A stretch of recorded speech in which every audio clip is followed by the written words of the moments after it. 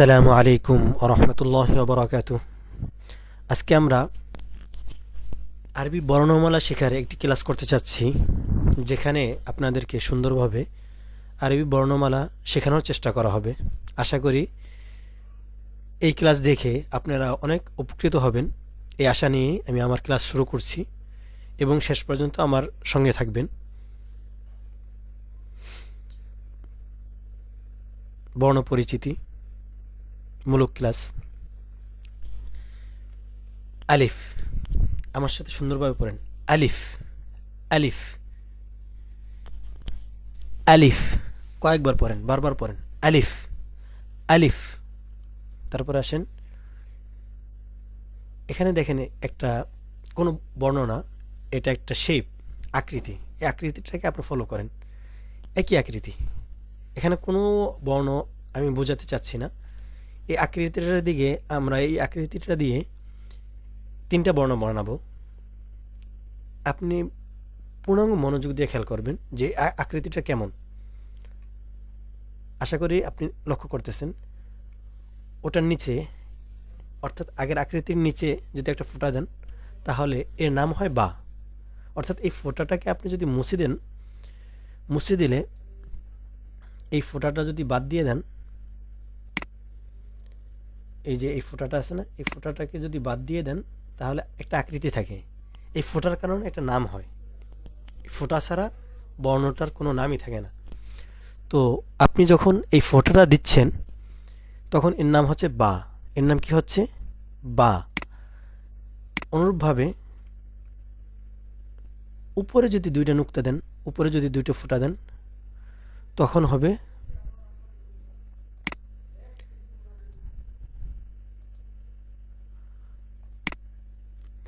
উপরে যদি দুইটা নুক্তা দেন, তখন হবে তা। তখন তা তা। তো একই আকৃতির, সম আকৃতির, কিন্তু নুক্তার ভিন্নতার কারণে এই যে ফোঁটাটা, এই ফোঁটাটাকে আরবিতে নুক্তা বলে। নুক্তা, নুক্তাতুন। তো বা হলো এক নুক্তা, নুক্তা। আর তাই দুই নুক্তা, যেহেতু এখানে নুক্তা তান, দুই নুক্তা।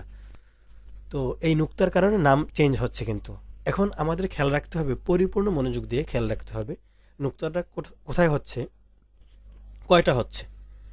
কারণ একটা যদি হয় তখন এক নাম হবে, নিচেও যদি দুইটা হয় আর এক নাম হবে, সামনে আসবে।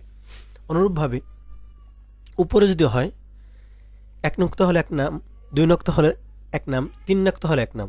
অর্থাৎ এই আকৃতিতে যদিও তিনটে বর্ণ হয়, কিন্তু আমরা দেখব যখন বর্ণগুলো যুক্তাক্ষর হয়, তখন একই আকৃতির একাধিক বর্ণ হয়, তখন নুক্তার ভিন্নতার কারণে বর্ণ চেঞ্জ হয়ে যায়, পরিবর্তন হয়ে যায়। তো আমরা দেখি, আবার আমার সাথে বলেন তো। বা, এই এক নুক্তা বিশিষ্ট নিচে যে একটা নুক্তা থাকে তার নাম হলো বা, উপরে তিন নুক্তা থাকে তার নাম হলো তা। তারপরে আসেন, আবার রিপিট করতেছি। বাতাসা বাতাসা বাতাসা। এটা দেখার পরে এখন সামনে আসি। এই আকৃতি, একই আকৃতি, এই আকৃতি দিয়েও আবার তিনটা বর্ণ হবে। যদি কোনো নুক্তা না থাকে, তখন তার এক নাম। আর যদি নুক্তা থাকে, তখন তার এক নাম। এবং নুক্তা যদি উপরে থাকে বা মাঝে থাকে, তখন ভিন্নতা বোঝাবে। আসুন দেখি, এই মাঝখানে যদি নুক্তা থাকে, তাহলে এর নাম হলো জিম। এর নাম কি? জিম। এর নাম জিম। আমার সাথে যদি উচ্চারণ করেন, তখন আপনাদের উচ্চারণটাও শুদ্ধ হয়ে যাবে। Gym, gym. এবং যদি নুক্তা না থাকে, তার নাম হলো হা। গলার মাঝখান থেকে হা, হা, হা, হা। এবং নুক্তা যদি উপরে থাকে, তখন তার নাম হলো খ, খ, খ, খ। অর্থাৎ আমরা মোট 7টা বর্ণ শিখে ফেললাম, আলিফ, আলিফ সহ। একটা নাম আলিফ। আর একে আকৃতিতে তিনটা হয়, বা তাসা জিম হা খ, বা তাসা জিম হা খ, বা তাসা জিম হা খ। এখন সামনে আসেন, দাল জাল, দাল জাল। নুক্তা ছাড়া যেটা, তার নাম হলো দাল। আর যেটা নুক্তা যুক্ত, উপরে নুক্তা, সেটার নাম হলো জাল। তাহলে কি হলো? দাল জাল, দাল জাল। এখন দেখেন এই যে নুক্তা ছাড়া এই আকৃতিটার নাম হলো র। এই আকৃতির নাম কি? র। একই আকৃতির যদি উপরে নুক্তা দেওয়া হয় এর নাম পরিবর্তন হয় যা। যা কি হয়ে যায়? যা। যা। যা। তারপর আসেন সিন। সিন। সিন এর নাম কি? সিন। সিন। সিনের মতনই দেখতে, কিন্তু উপরে যদি তিনটা নুক্তা দেন তাহলে শিন হয়ে যাবে। শিন, তার নাম পরিবর্তন হয়ে যাবে সিন। শিন সেম দেখতে, কিন্তু নুক্তার কারণে নাম পরিবর্তন হচ্ছে। সিনের মতনই শিন, কিন্তু এর উপরে নুক্তা আছে, সিনের উপরে নুক্তা নেই। এই বিষয়টা আপনি খেয়াল রাখবেন, মাথায় রাখবেন। তারপরে সদ। সদ। সদ। সদ। দদ, অর্থাৎ সদের মতনই কিন্তু নুক্তা আছে, তাই এর নাম হলো দদ। সদের মতন দেখতে কিন্তু নুক্তা থাকার কারণে এর নাম হয়ে যায় দদ। ত। ত। ত। ত। ত। তয়ের মতনই একটা নুক্তা বাড়িয়ে দিলে জ হয়ে যায়। জ। জ। জ। জ। জ। জ। আমরা একে একে বর্ণ শিখতেছি, একটু খেয়াল রাখবেন। যদি কোথাও বুঝতে অসুবিধা হয় আপনি পজ নিয়ে বারবার শুনবেন যে এই বর্ণটার নাম কি। যেমন এটার নাম আইন। আইন। আইন। একটু খেয়াল করে দেখবেন বর্ণটার আকৃতিটা কেমন।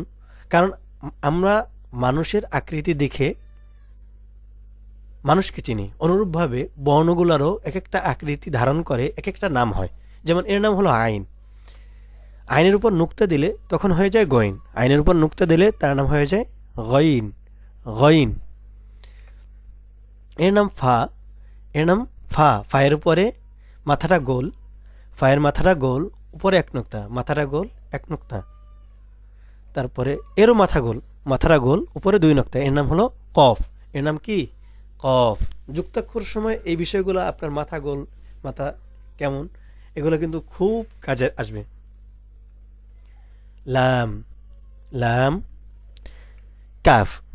আমি লাম কাফ একসাথে লেখার কারণ কি? কারণ হলো লাম লম্বা করে লেখে, এটা একটু যদি পাশে বড় হয়, কিন্তু মাঝখানে একটা পেঁচানোর মতো কিছু একটা দেওয়া আছে, এই জন্য এটার নাম কাফ। আর লামের মাঝখানে কিছু নাই, এর নাম লাম। মিম। নুন। মিম। নুন। মিম। নুন।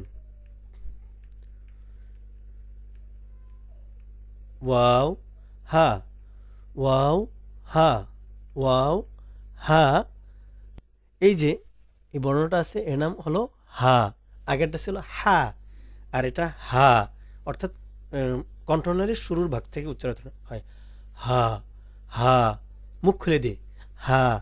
ওয়াও।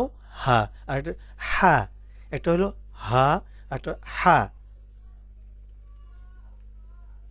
হামজা। হামজা। ইয়া। হামজা। ইয়া। এটা হচ্ছে গোলতা। এটা একটু মাথায় রাখবেন, এটার নাম কি? গোলতা। এটাও ইয়া। দেখবেন এর আগেরটায় দুইটা নুক্তা আছে, কিন্তু এটাই কি নাই? দুইটা নুক্তা নাই। অর্থাৎ নুক্তা ছাড়া এই আকৃতির হলেই এর নাম ইয়া হবে। আরবিতে এই আকৃতি বিশিষ্ট হলে নুক্তা থাকুক বা না থাকুক, কি ধরে নিতে হবে? ইয়া ধরে নিতে হবে। এই ছিল আজকের বর্ণের ক্লাস। আশা করি আপনারা উপভোগ করবেন এই ক্লাসটি, এবং আপনারা উপকৃত হচ্ছেন। আল্লাহ তাআলা আমাদেরকে কোরআন শেখার পথটাকে সহজ করুন। আমিন।